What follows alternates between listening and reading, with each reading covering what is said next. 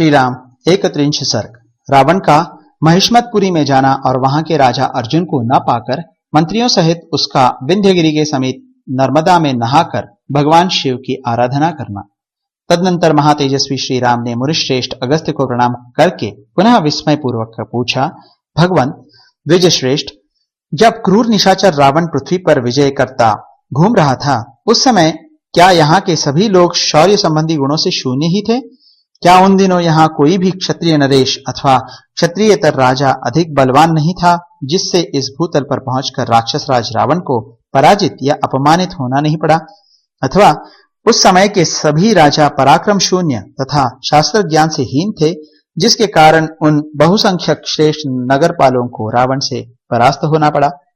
श्री रामचंद्र जी की यह बात सुनकर भगवान अगस्त्य मुनि ठठाकर हंस पड़े और जैसे ब्रह्मा जी महादेव जी से कोई बात कहते हों इसी तरह वे श्री रामचंद्र जी से बोले, पृथ्वीनाथ भूपाल शिरोमणे श्री राम, इसी प्रकार सब राजाओं को सताता और पराजित करता हुआ रावण इस पृथ्वी पर विचरने लगा।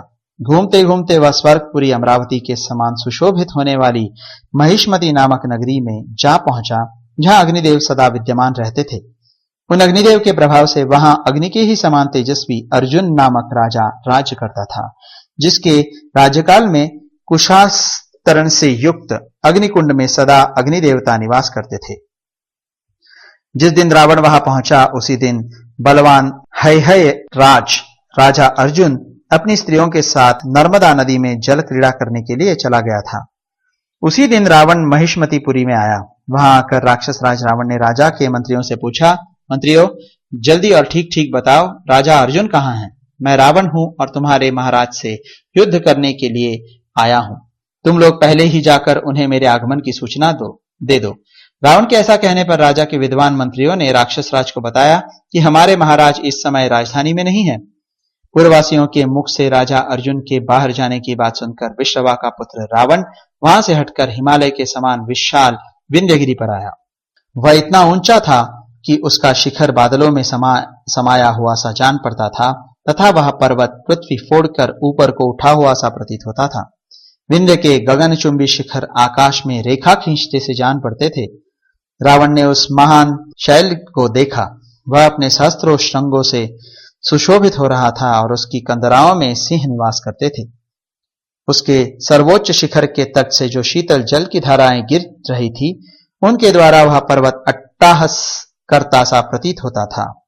देवता, दानव, गंधर्व और किन्नर अपनी अपनी स्त्रियों और अप्सराओं के साथ वहां क्रीड़ा कर रहे थे। वह अत्यंत ऊंचा पर्वत अपनी सुरम्य सुषमा से स्वर्ग के समान सुशोभित हो रहा था। स्फटिक के समान निर्मल जल का स्रोत बहाने वाली नदियों के कारण वह विंध्यगिरि चंचल जिह्वा वाले फनों से उपलक्षित शेषनाग के समान स्थित था। अधिक ऊंचाई के कारण वह ऊर्ध्वलोक को जाता सा जान पड़ता था। हिमालय के समान विशाल एवं विस्तृत विंध्यगिरि बहुत सी गुफाओं से युक्त दिखाई देता था। विंध्याचल की शोभा को देखता हुआ रावण पुण्य सलीला नर्मदा नदी के तट पर गया, जिसमें शिलाखंडों से युक्त चंचल जल प्रवाहित हो रहा था। वह नदी पश्चिम समुद्र की ओर चली जा रही थी। धूप से तपे हुए प्यासे भैंसे, हिरन, सिंह, व्याघ्र, रीछ और गजराज उसके जलाशय को विक्षुब्ध कर रहे थे। सदा मतवाले होकर कलरव करने वाले चक्रवाक, कारंडव, हंस, जलकुकुट और सारस आदि जल पक्षी नर्मदा की जल राशि पर छा रहे थे।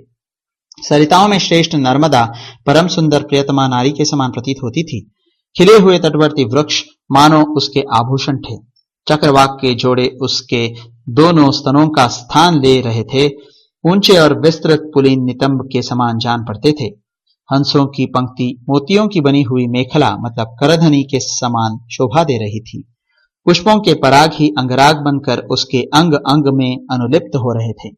जल का उज्जवल फेन ही उसकी स्वच्छ श्वेत साड़ी का काम दे रहा था।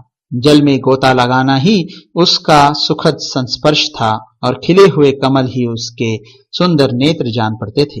राक्षस शिरोमणि दशमुख रावण ने शीघ्र ही पुष्पक विमान से उतरकर नर्मदा के जल में डुबकी लगाई और बाहर निकलकर वह नाना मुनियों से सेवित उसके रमणीय तट पर अपने मंत्रियों के साथ बैठा।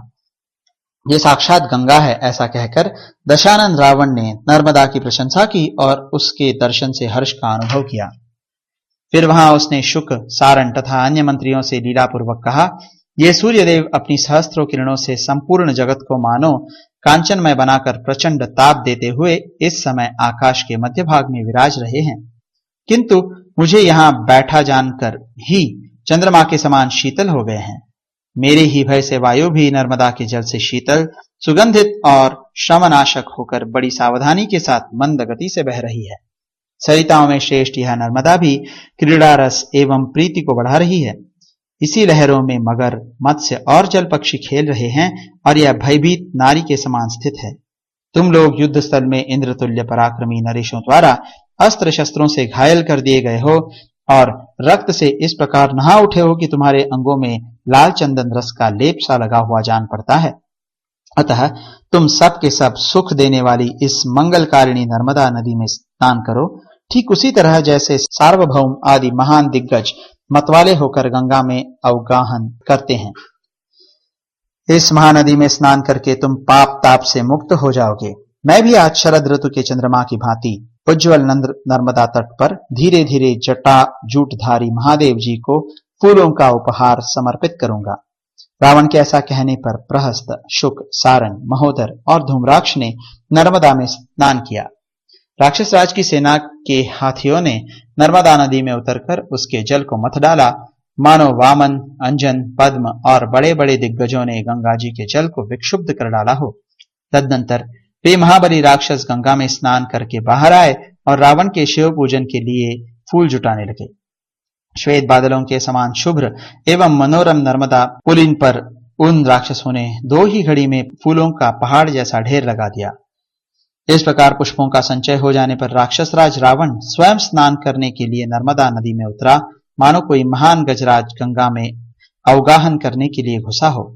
वहां विधिपूर्वक स्नान करके रावण ने परम उत्तम जपनीय मंत्र का जप किया।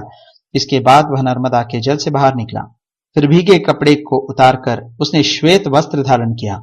इसके बाद वह हाथ जोड़े महादेव जी की पूजा के लिए चला। उस समय और भी राक्षस भी उसके पीछे हो लिए, मानो मूर्तिमान पर्वत उसकी गति के अधीन हो खींचे चले जा रहे हों। राक्षस राज रावण जहां जहां भी जाता था वहां वहां एक स्वर्णमय शिवलिंग अपने साथ लिए जाता था। रावण ने बालू की वेदी पर उस शिवलिंग को स्थापित कर दिया और चंदन तथा अमृत के समान सुगंध वाले पुष्पों से उसका पूजन किया।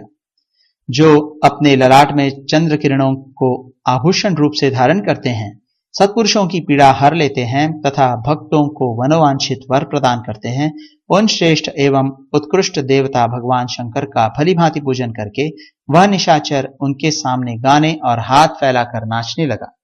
इस प्रकार श्री वाल्मीकि निर्मित आर्ष रामायण आदि काव्य के उत्तरकांड में 31वां सर्ग पूरा हुआ।